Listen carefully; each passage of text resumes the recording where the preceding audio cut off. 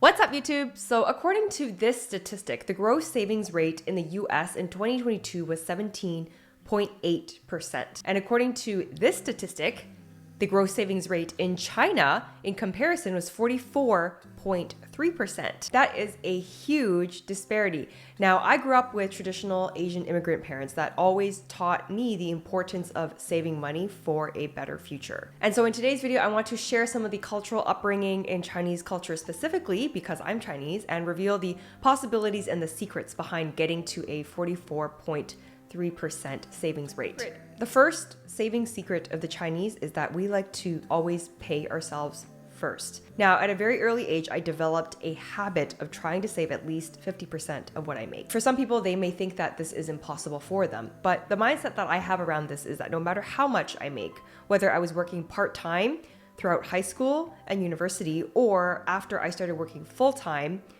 my thinking is that I will adjust my lifestyle based on my ability to save half of my income. When I reframe the thinking this way, it leads to very different lifestyle choices. It can change the decision of where you choose to live and how you choose to live. It can change how you decide to pursue work opportunities or business opportunities, because the way that I think is that I like to work backwards, and I always ask myself, how much do I need to make if I want to live a certain way, but still save half or most of my money. Paying yourself first and having a saving over consuming mindset is a huge part of Chinese culture. And it was for me as well when I was growing up. The second secret is that most Asian people live at home for as long as possible. Back then, I used to watch a lot of these Chinese soap operas and TV shows when I was growing up. And in those shows, I remember that these grown adults that had children would still live at home in one gigantic house with grandparents, parents, and kids. In these movies and TV shows, there were always a lot of fighting and family breakups and this huge climax or dilemma where the main character has to face in all this drama, which is the reason why it's a soap opera. But in traditional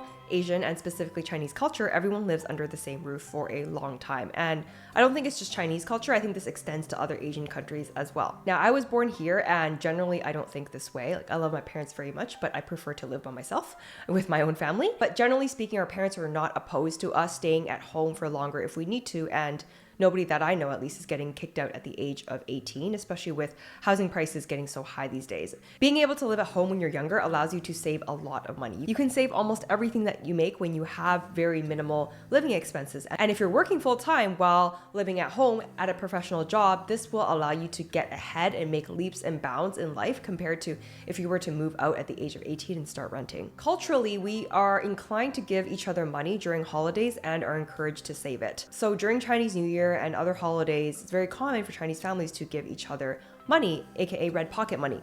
I remember when I was a kid, every Chinese New Year, I would get red pocket from my uncles and my aunts, my grandmas and grandpas, and then I was taught that I wasn't allowed to touch this money. I was never once asked how I wanted to spend it. It was like, hey, here's your red pocket. It gets saved for the future. My grandma in particular told me that she would give me $20 for every A that I got in school in the form of a red pocket. And so at the end of every term in school, I would show her my report card, but she always capped it at $100, even though I would come home with straight A's.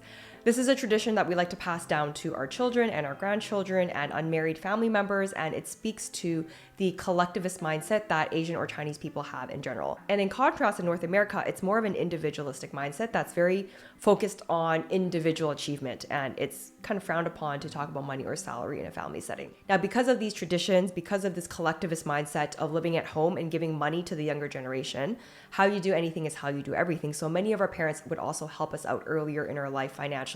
My parents were always extra frugal for themselves so that they could give me a better financial life. And for my parents' they were frugal for themselves so that they could give my parents a better life. So it's kind of like a generational thing that gets passed on. And so that's definitely something that I'm super grateful of. But now that I'm a parent myself, of course, I know the value and the importance of making enough money to be able to do that for my kid and the future generation. Next is extreme value on hard work and education. Chinese people work very hard and they study very hard. And it starts with the school system in China. In high school in China, teenagers are actually in school for 12 hours plus a day. And here, kids go to school from 9 to 3 o'clock. And I remember on Fridays, we used to get off at 2. Now, hard work isn't everything in life. You also have to apply that work ethic towards the right stuff. You can work hard and work on the wrong stuff and still not have the financial life and the outcome that you want. There's these stories of how quickly in China a building can be built. China can build an entire skyscraper in a month. They modernized their entire country in 3 decades. And the last time I was there, I think it was actually far more technologically advanced than here.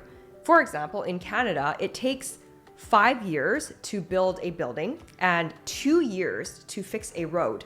Like quite literally, I have seen roads that have been under construction for over 24 months. The speed and the dedication and the work ethic and the way that things are done also carries over to the way they think and the way they spend money. A lot of places in China actually don't even accept cash anymore because everything now is pay by phone, pay by WeChat, and only now is it becoming more of a trend here, but still not really. Higher education in Chinese culture is seen as the golden ticket to life. And yeah, I think times have definitely changed a little bit since then. And I think our generation sees things a little bit differently now, right? Because we have internet and social media and like different ways to make money, especially post-pandemic world. It's not really like it used to be. And I think that, 9-to-5 job isn't going to make anyone rich, but higher education as a whole in society does increase the quality and the caliber of people's lives, of course. There is a very high status symbol and importance of working at big companies and having jobs so that our parents can brag to their friends about what we do and how much money we make. The next secret is frugality. For the most part in Chinese culture, we are generally very frugal, and I still carry some of these tendencies until today. And from what I observe from other classmates and friends growing up, most, not all, Chinese people that are immigrants did not eat at fancy places, they did not travel first class, they did not buy expensive designer clothes. We ate at home. We packed all of our leftovers whenever we went to restaurants. We tip before tax. We wear jackets inside rather than turning on the heat. Actually, I still do this day because heat is expensive. And we negotiate and bargain prices. We like free things. And so a part of that is maybe a little bit of like the scarcity mindset because of like the economic conditions in China or Hong Kong back 30 or 40 years ago. When my mom grew up, they didn't have any food and they ate like leaves and grass and came here on a boat with like no money in their pocket. I don't think that actually was true. I think there were planes back then. But generationally speaking, how we behave around money has so much to do with how we perceive the world from an early age. And the last thing is that in Chinese culture, it's generally not common to buy on credit, especially compared to America. It is not a societal habit to use credit cards as a primary source of payment. The most common form of payment is through WeChat or Alipay now. North America is a very consumption-based society that purchases everything on credit. Everything is about credit here, right? And I personally think that if you need to finance a phone or you need to finance a piece of furniture, you need to finance a camera or something, like finance anything that doesn't make you money in general, it's kind of a sign that you can't really afford it. If you guys like this video today, you're going to like my other video where I reviewed The Psychology of Money by Morgan Housel. It's a great book, and whether you are new to personal finance or you're experienced at personal finance already, Morgan Housel is an outstanding writer, and he really breaks down concepts into an easy to understand and eloquent format, but it's extremely insightful. Make sure you check out that video up top here, and I'll see you guys in the next video. Until next time.